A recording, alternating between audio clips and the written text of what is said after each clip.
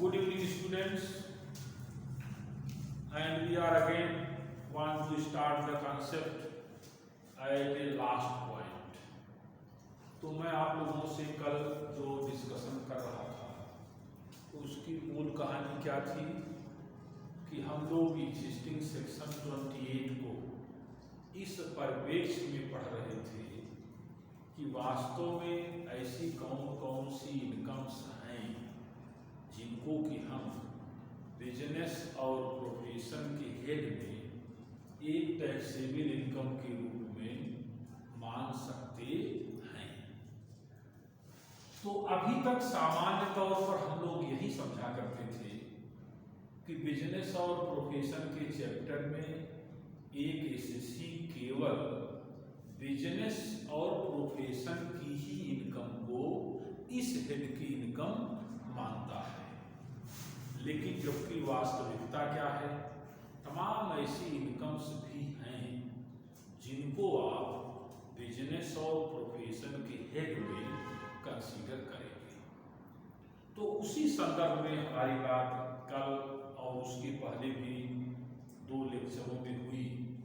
आज 1-2 पॉइंट और बाकी हैं जिनकी डिस्कशन को हम करके इस 28 वाले सेक्शन को फिनिश करेंगे। तो लास्ट पॉइंट हमारा एक ये भी लिखा है कि interest received by the banking company, interest received by the banking company means the interest which is recovered by the bank from their customers on the amount of loan। तो आप लोग जैसा कि जनरली समझते ही हैं कि बैंक के function में एक इम्पॉर्टेंट फंक्शन है कि वह अपने कस्टमरों को या पब्लिक को, पहले तो पब्लिक ही बोलना चाहिए, पब्लिक को लोन देती है। वो चाहे शॉर्ट टर्म के लोन हो या लॉन्ग टर्म के लोन हो, बिजनेस पर्पज के हो या किसी और पर्पज के हो, कुल मिलाकर के बैंक लोगों को लोन प्रोवाइड करती है।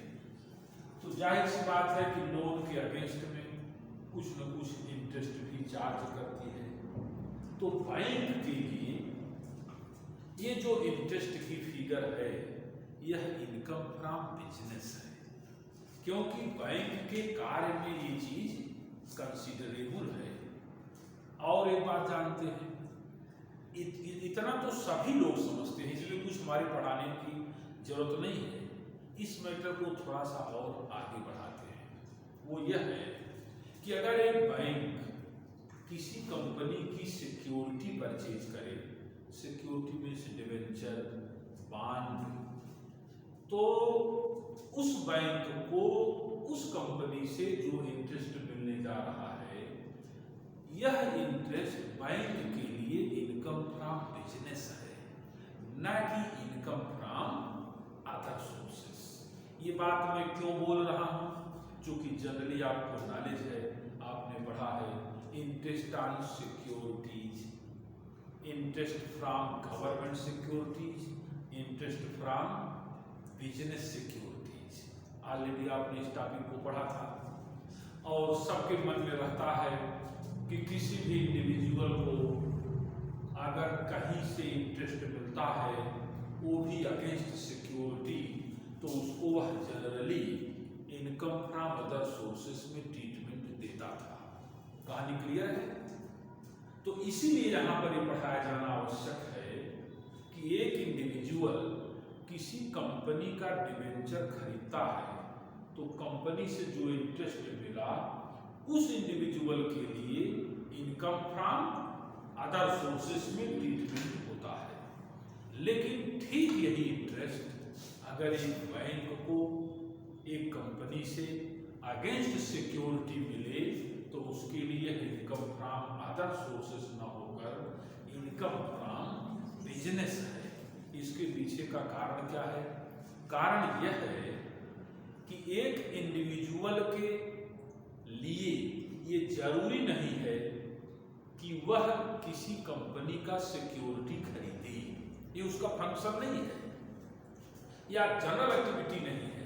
वो तो सैलरीड पर्सन हो सकता है, लेकिन एक बैंक के फंक्शन में चीज लिखी है कि बैंक तो तमाम कंपनियों में इन्वेस्टमेंट करता है, वहाँ से इंटरेस्ट गेन करता है, अगर शेयर खरीदेगा तो डिविडेंड गेन करता है, ये बैंक के फंक्शन में आता है। इसलिए वही अमाउंट ऑफ इंटरेस्ट जो एक इंडिविजुअल के लिए इनकम फ्रॉम अदर सोर्सेस है, वही एक बैंक के रेफरेंस में इनकम फ्रॉम बिजनेस है। तो ये मैं आपसे कहना चाहता था कि एक इनकम ये भी है जिसको आप बिजनेस की इनकम में कंसीडर कर सकते हैं।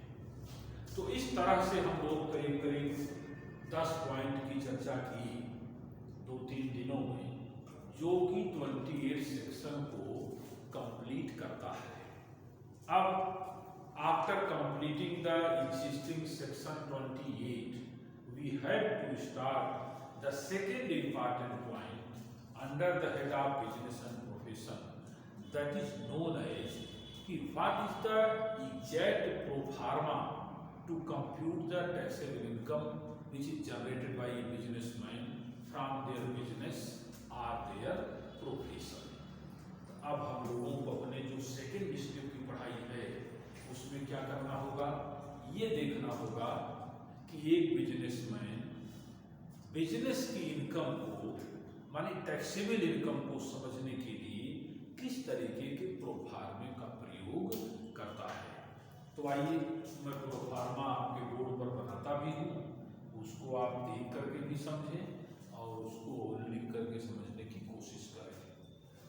तो प्रोफार्मा इस तरह से है, यहाँ मैंने लिखा, कवर कर रहा है? नो कर रहा है। Computation of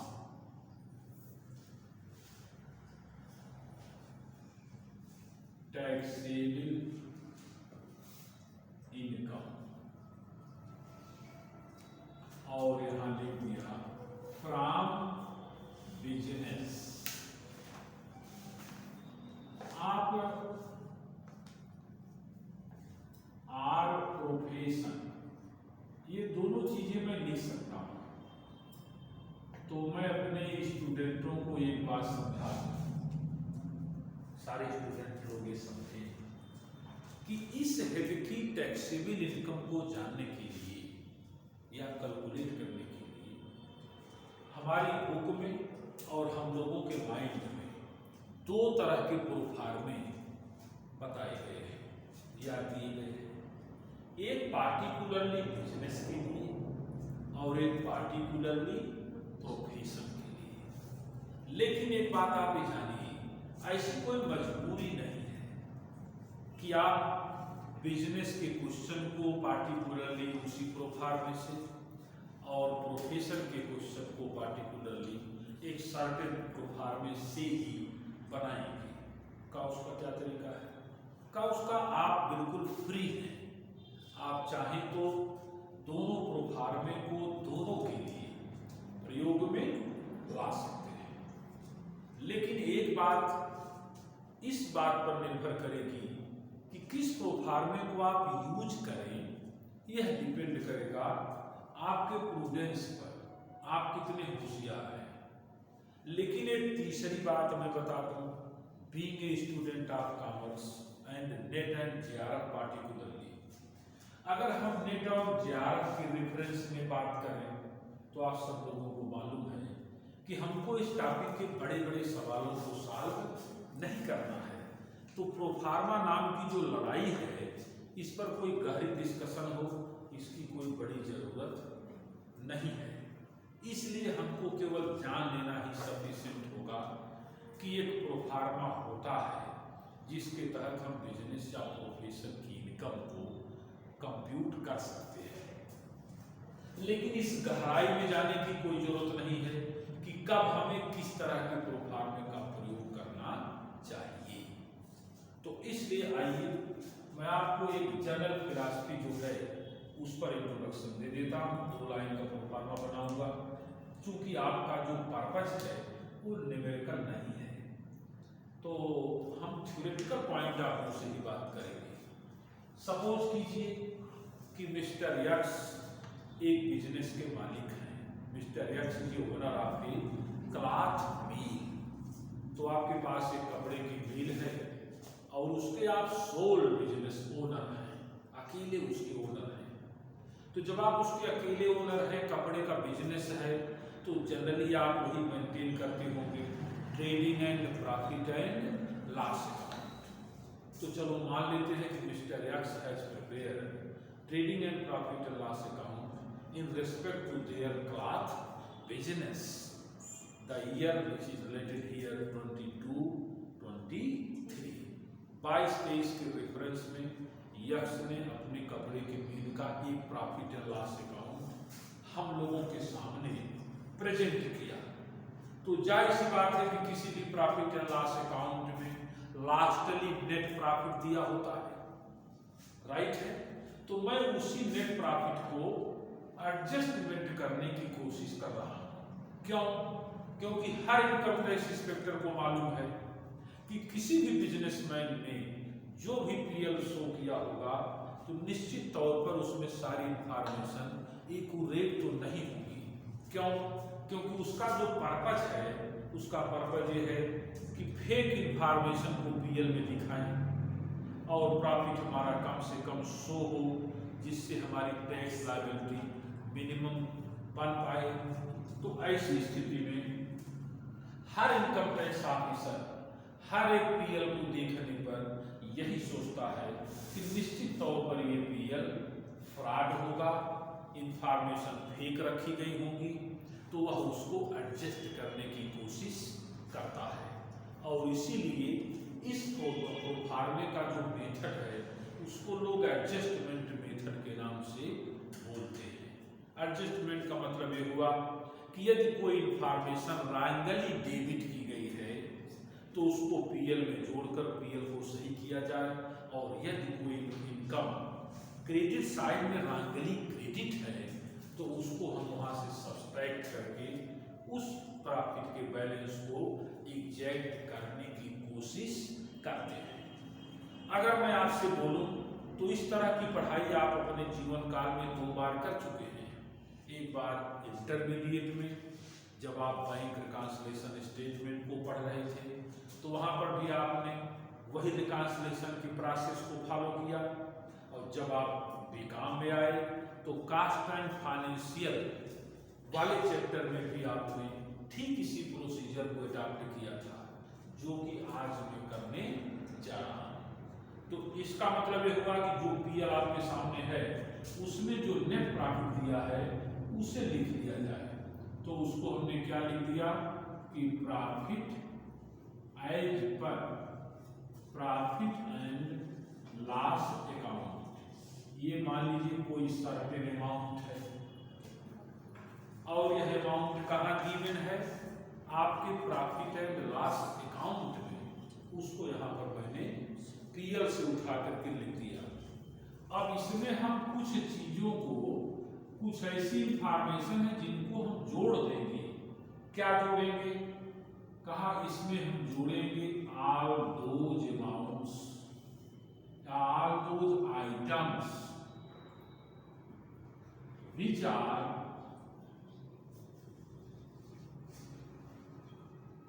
randomly debited. Randomly कहाँ डेबिटेड, ये तो समझ ही रहे हैं आप, in profit and loss account. तो इसको मैंने रोमन लिख दिया नंबर 1। इसका मतलब बात स्पष्ट है कि यदि बिजनेसमैन ने अपने पीएल में कोई भी फेक इंफॉर्मेशन लिखा हो तो उसे मुझे इस प्रॉफिट और लॉस के बैलेंस में जोड़ देना चाहिए, क्योंकि उसने लिख करके पीएल को घटाने की कोशिश की और हम जोड़ करके पीएल को एग्जैक्ट बनाने की कोशिश कर रहे हैं। कहा सर एक बात और हो सकता है, क्या यह पॉसिबल नहीं है कि एक बिजनेसमैन अगर रॉन्ग इंफॉर्मेशन को, आइटम को डेबिट कर रहा है तो क्या ऐसा नहीं हो सकता कि कोई राइट एक्सपेंडिचर लिखने से भूल गया हो? तो ये भी तो हो सकता है। कहा अगर ऐसा है, if any actual expenditure has not been shown in debit side of the business RPL, तो इसका मतलब है उसे उसमें से क्या होना चाहिए, घटा भी देना चाहिए। तो इसका मतलब जैसे कुछ आइटम जुड़ते हैं वैसे ही कुछ आइटम घटाए भी जाते हैं। तो यहां मैंने लिखा इफ एनी एक्चुअल एक्सपेंडिचर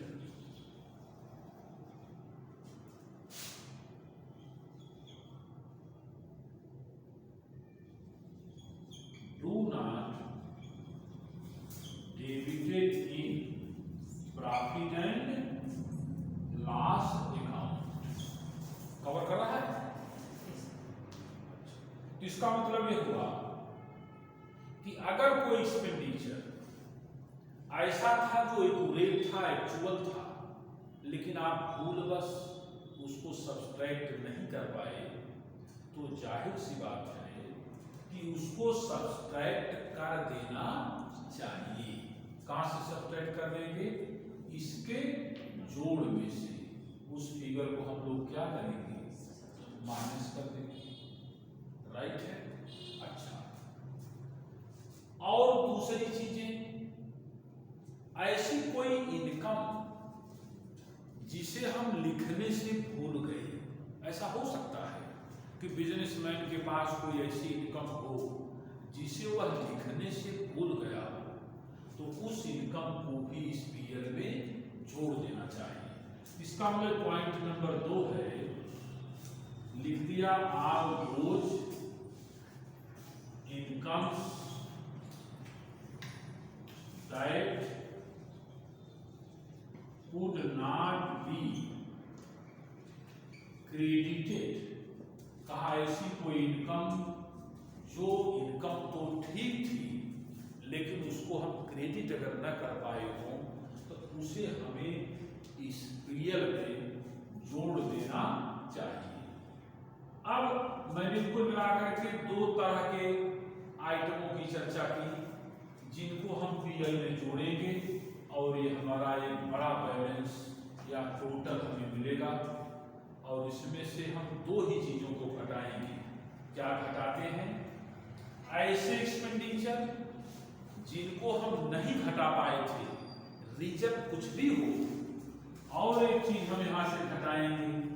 कहा वो क्या घटाएंगे, कहा ऐसी कोई इनकम जो क्रेडिट में लिखी गई थी परंतु मेरे इस हेड से उसका कोई रिलेशन नहीं था, तो इसको नीचे लिखने पर कवर करेगा, करेगा। इट मीन्स यहां हम लिखें incomes that could not be credited, sorry that could be credited wrongly। कहा अगर कोई इनकम जो मेरे हेड से संबंध नहीं रखती और उसको हमने क्रेडिट में लिखा था तो उसे हमें घटा देना चाहिए। तो ये तमाम सारे पॉइंट हैं। तो ये 2 पॉइंट हैं जो हमको जोड़ने हैं, और हमारे पास 2 ही पॉइंट हैं जो कि हमें घटाने हैं। तो कहानी आपको साफ हो गई होगी। अगर मैं इतना एडजस्टमेंट कर लेता हूं तो जो बैलेंस मेरा आएगा यही एक्यूरेट बिजनेस की इनकम होगी। अब चूंकि आप लोगों से कोई न्यूमेरिकल क्वेश्चन पूछा नहीं जाएगा तो इसलिए मैंने केवल इतना ही बताना उचित समझा कि आप केवल ये जाने कि एडजस्टमेंट में कौन कौन सी बातें हैं। तो only 4 points which are given here are adjusted in your profit and loss account to know the exact profit of your business. If the profit of your business is affected by some of them, यदि इनमें से किसी के द्वारा आपका PL affected है तो मैं इन रिकॉन्सिलिएशन प्रोसेस की वजह से अपने प्रॉफिट को सही कर सकता हूं, और यहां पर आई हुई प्रॉफिट पर ही बिजनेस को टैक्स देना होगा। राइट है। तो चूंकि आज का सेशन मैं यही समाप्त करना चाहता हूँ और आप लोगों का जाने का समय हो गया, काफी दूर दूर से लोग जुड़े हुए हैं, तो मैं आज के लेक्चर को यही फिनिश करता हूँ। फिर हम लोग कल इस चैप्टर की कुछ शेष बातों पर चर्चा करेंगे जो तमाम सेक्शनों से संबंधित है, फिर उनकी चर्चा होगी और बेसिकली उन्हीं पॉइंट पर चर्चा होगी जो हमारे एग्जामिनेशन के पॉइंट ऑफ व्यू से इम्पॉर्टेंट है। क्योंकि वैसे तो ये टॉपिक या ये हेड पूरे इनकम टैक्स में सबसे बड़ा हेड है, लेकिन यहाँ से न्यूमेरिकल पूछा जाना पॉसिबल नहीं है, इसलिए हम तमाम सारे सेक्शनों की चर्चा करेंगे जो आपसे एग्जामिनेशन में पूछे जा सकते हैं। तो बहुत बहुत धन्यवाद आप लोगों को क्लास को ज्वाइन करने के लिए। Very very